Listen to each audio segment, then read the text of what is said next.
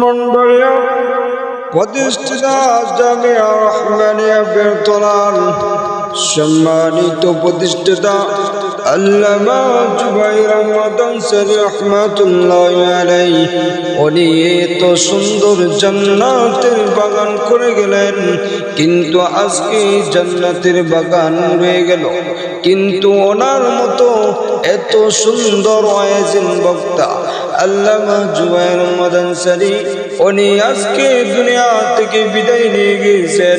তিনি একটি কথা বলতেন, এমন জীবন কোন গঠন, মরিলে হাসিবে কাঁদিবে ভুবন। আজকে ওনার জন্য সমস্ত মানুষ কান্নাকাটি করে।